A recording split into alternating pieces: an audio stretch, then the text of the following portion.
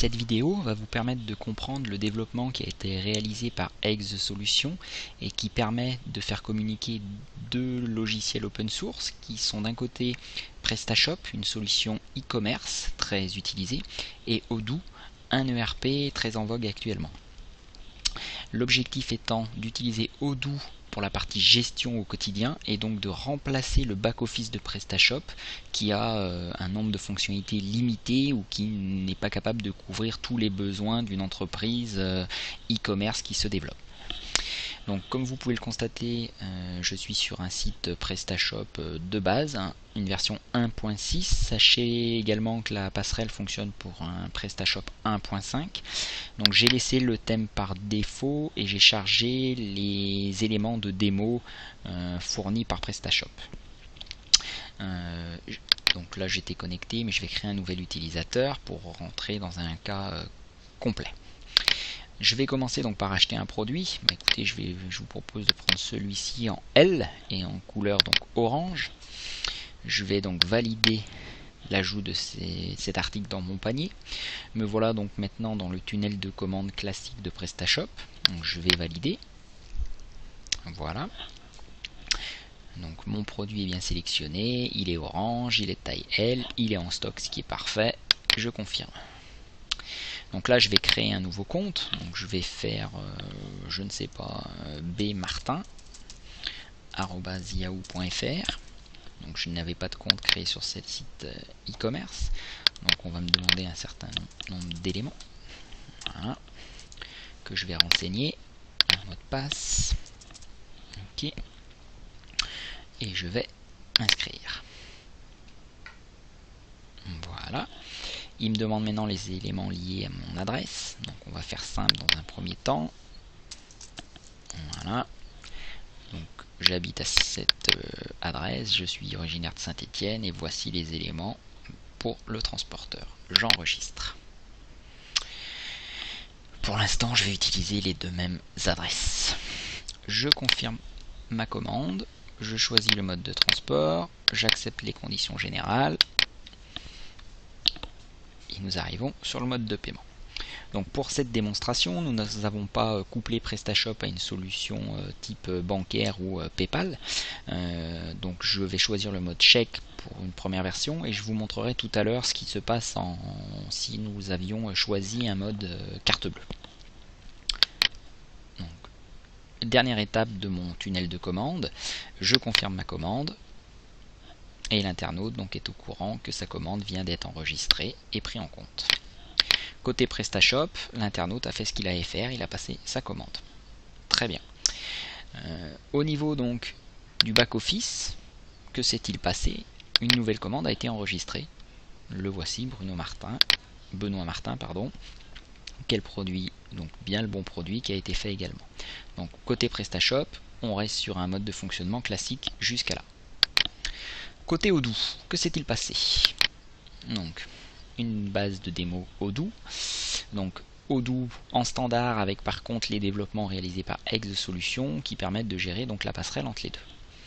Au niveau des ventes et de mes clients, je vais certainement retrouver mon Benoît Martin ici. Le voici. Si je vais voir sa fiche, on a un contact avec ses numéros de téléphone. Comme il est paramétré ici, il hérite de l'adresse qui est ici pour pouvoir expédier correctement les produits.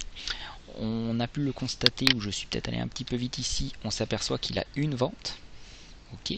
Si je clique dessus, on arrive sur un devis brouillon qui a été enregistré dans Odoo. On va le consulter. On retrouve un onglet spécifique PrestaShop avec l'identifiant de la commande qui pourrait être du multiboutique, la référence de PrestaShop qui permet de bien reconnaître la commande qu'il y a eu. Au niveau des lignes, on retrouve la ligne du produit en L et en orange avec le bon prix et la ligne de transport. À noter qu'Odoo a dû être paramétré pour répondre aux besoins du B2C et donc on a ici le 20% de taxes incluses, ce qui permet d'éviter les problèmes d'arrondi entre les deux solutions. Donc jusqu'à présent, Odoo a un devis, aucune réserve de stock n'a été fait. Pour ce faire, il me faudrait confirmer la vente. Alors en fonction de chaque e-commerçant, certains préfèrent attendre d'avoir le chèque en banque pour confirmer la vente, ou d'autres préfèrent le faire avant pour réserver le stock. Voilà, c'est un long débat, chacun a son idée là-dessus. Donc j'aurai à confirmer la vente manuellement.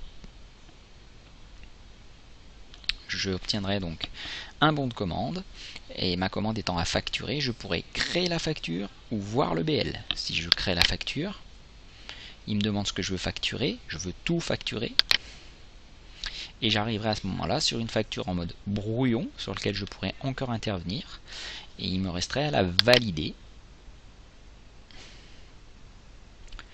puis enregistrer le règlement de type banque. Différence, très bien. Un petit peu fastidieux, mais nécessaire pour pouvoir valider que le chèque a bien été débité, pas de soucis, pas d'impayé, quoi que ce soit. Alors, vous allez me dire, beaucoup de personnes passent par carte bleue. Et heureusement, on va voir l'avantage et l'automatisation qui a été faite. Donc je reste avec mon même internaute. Je vais par contre changer ce coup-ci. Je vais acheter un t-shirt. Je crois, hein. C'est celui que j'ai pris, donc on va éviter de reprendre la même chose. Voilà, je vais prendre une petite robe. Parfait. Très bien, en S, c'est tout ce qui va bien. Et couleur, je vous laisse juger. Je confirme. Ok. Donc là, tous les éléments relatifs à mon compte ont été rapatriés. Dans l'exemple précédent, j'avais choisi la même adresse entre l'adresse de livraison et l'adresse de facturation. On va complexifier un petit peu les choses. On va dire que ce n'est pas la même adresse qui est utilisée, et je vais ajouter une nouvelle adresse qui me servira à mon adresse de livraison. Donc j'ajoute une nouvelle adresse, un place du bureau à Lyon, c'est mon lieu de travail. Je vais l'appeler bureau, tout simplement, et je l'enregistre.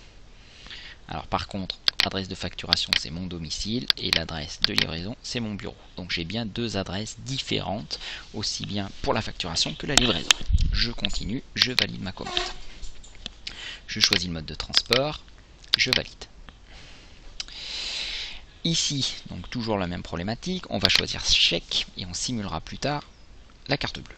Je confirme, ma commande va être de nouveau enregistrée dans PrestaShop, ce qui est terminé. Donc pour simuler la carte, je vais venir au niveau de cette nouvelle commande que je viens de passer, que voici, qui est en attente de paiement par chèque. Si nous avions couplé avec une carte bleue ou PayPal, la banque nous aurait retourné comme quoi le paiement a été accepté. Je mets donc à jour. Par ce changement de statut, j'ai simulé un paiement par carte. Côté Odoo, revenons sur l'interface Odoo que voici. Que s'est-il passé?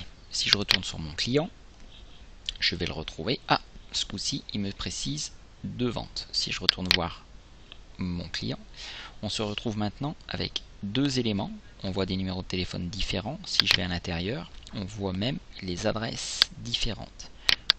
Ok. Si je vais voir en devis, je n'ai pas de nouveau devis. Celui-ci, ce sont les anciens. Si je vais en bon de commande, je retrouve par contre mes deux devis. Mes deux devis qui ont été transformés en bon de commande. Donc si je reprends le premier, que voici, il concernait ma première commande de tout à l'heure que j'ai confirmée par la vente, si vous vous souvenez, grâce au bouton ici.